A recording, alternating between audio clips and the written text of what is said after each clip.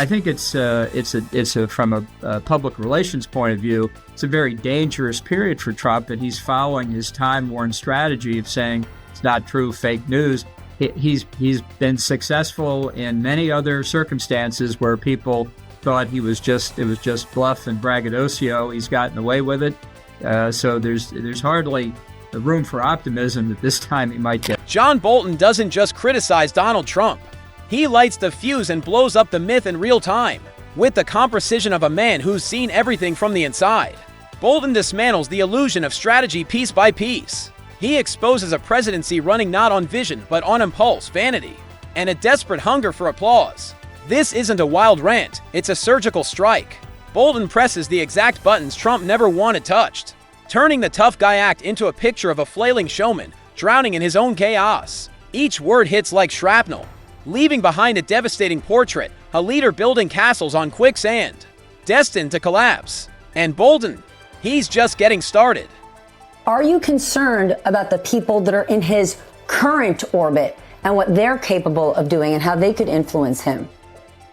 Yes, I think any administration in a second term doesn't attract the quality of people it does in the first. I think the bigger danger, though, is that Trump will insist in staffing a second term on personal loyalty to him. Bolton opens by obliterating the fantasy that Trump was some kind of master strategist. He remembers watching him treat policy briefings like TV reruns, skipping the boring parts, fast-forwarding through substance, and locking onto whatever might grab a headline. To Bolton, it was like watching a man skim a flight manual and then declare he was ready to pilot a jet. The absurdity almost writes itself. A commander-in-chief obsessed with camera angles while the nuclear code sat on the table. And if that sounds bad, Bolton promises this is just the first crack in the illusion. This is something the Wall Street Journal reported some time ago. Trump immediately sued them for libel, denying that he wrote the letter, drew the letter, signed the letter, knew anything about the letter. It's going to be interesting to see how he reacts later today and what the White House says. I'm sure they're going to say it's totally fake. Before going deeper, Bolton leans into the spectacle. He exposes Trump's obsession with optics, the endless photo ops, the staged moments, the hunger to be seen pointing at something that looked important.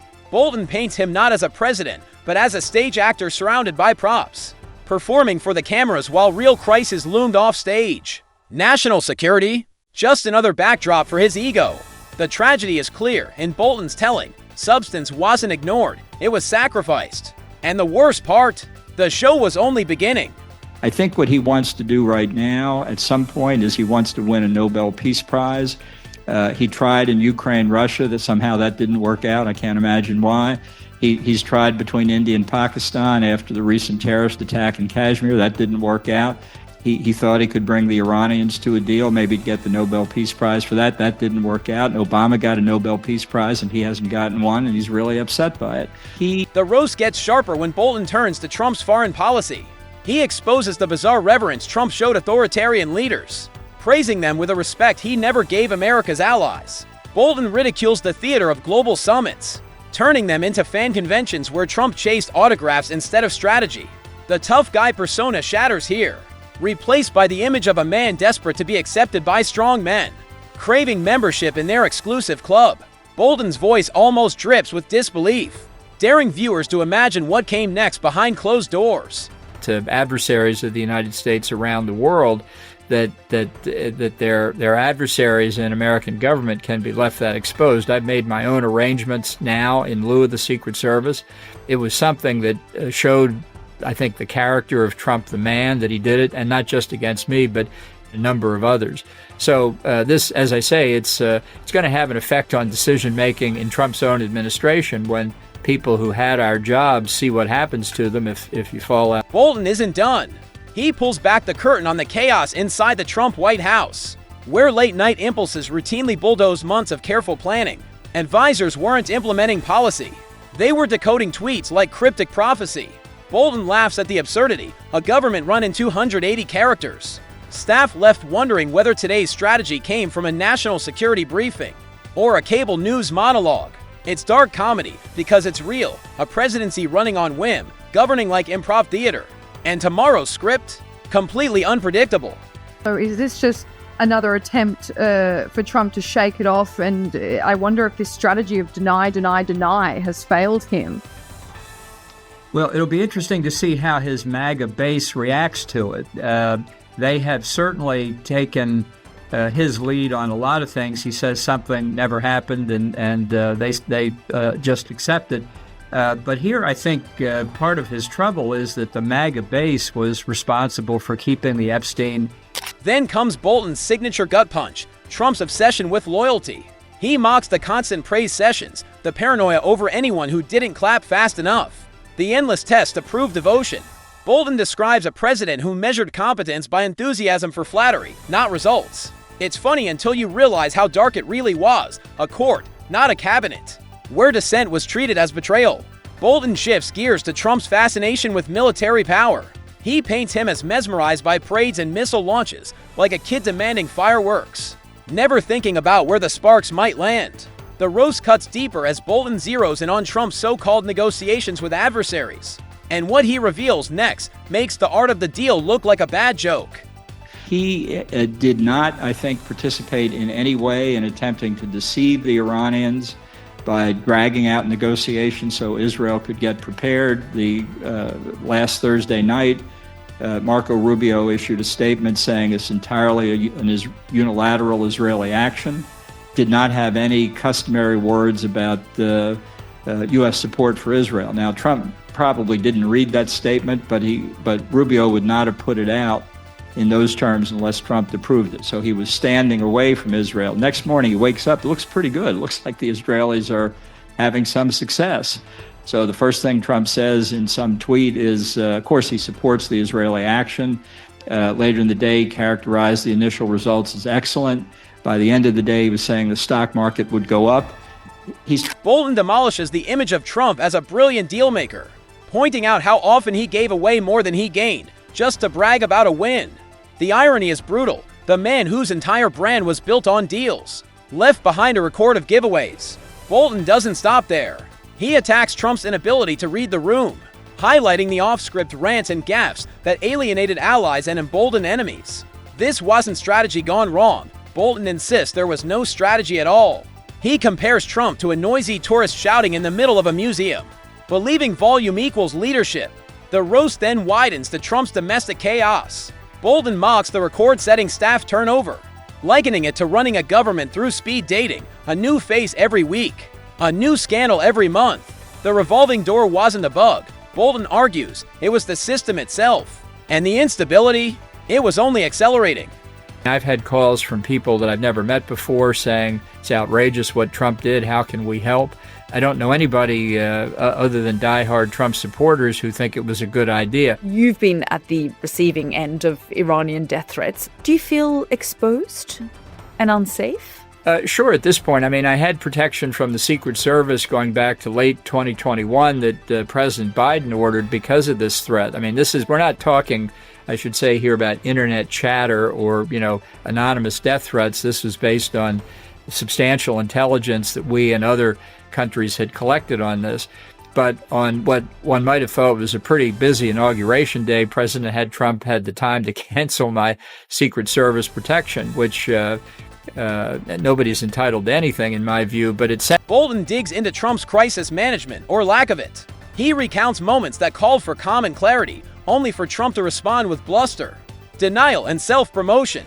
Every emergency became a stage to perform on, not a challenge to solve.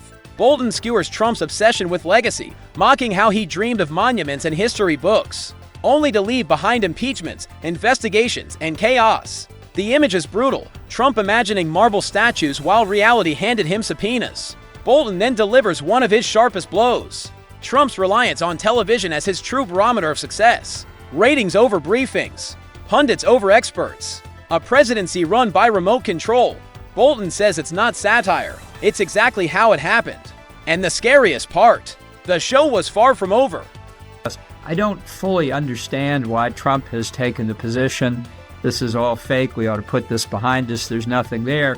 If he had nothing to hide, I would think he'd want to be the first one to say, look, here's Yes, I've said I knew Jeffrey Epstein. I also said I kicked him out of Mar-a-Lago at one point. Here's everything there is to know, and now let's move on. But he's not doing that. He's saying it's a fake scandal, fake news, and it doesn't want to disclose anymore. And that leads people who worry about transparency in government, who have been demanding transparency on Epstein, now to say, well, it's not just the Biden administration. Now the Trump administration doesn't want. The roast sharpens to a razor's edge. Bolton ridicules Trump's endless superlatives, his contradictions, and how every proclamation unraveled days later. This was a presidency written in pencil, constantly erased and rewritten. Bolton says Trump spoke as though every word was set in stone, yet governed like a weather vane spinning with the wind.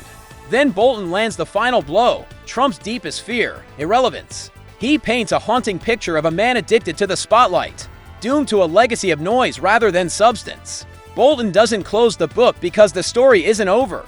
The scandals keep coming, the blunders keep piling up, and history, it's still catching up to Trump, one headline at a time. Trump views international relations through the prism of his personal relations with foreign leaders. So he thinks if he has good relations with Putin, then the U.S. has good relations with Russia.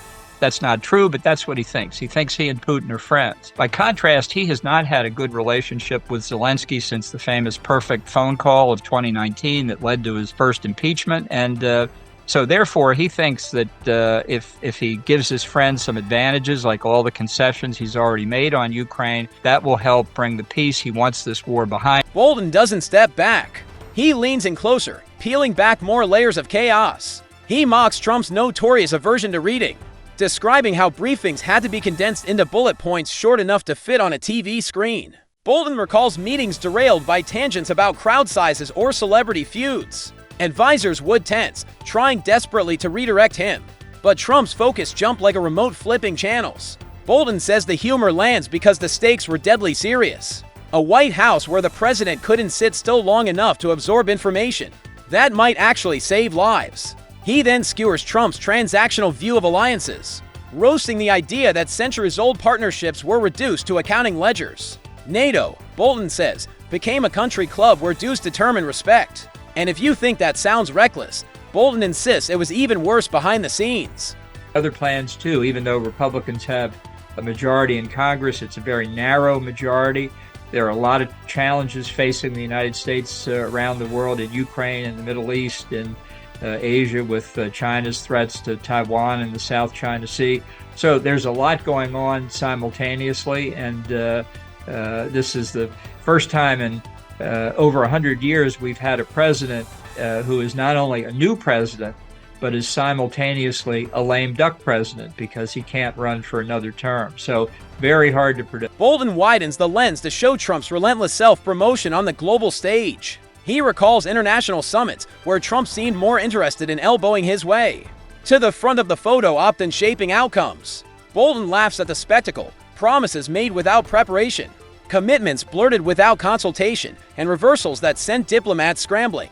He compares it to someone playing chess by randomly moving pieces and claiming it was strategy. Bolton then exposes the fragile ego driving it all. How flattery from foreign leaders could completely change Trump's stance, while the smallest criticism would unleash disproportionate fury. It's funny, yes, but also terrifying. The self-styled tough guy reduced to a man undone by his own vanity.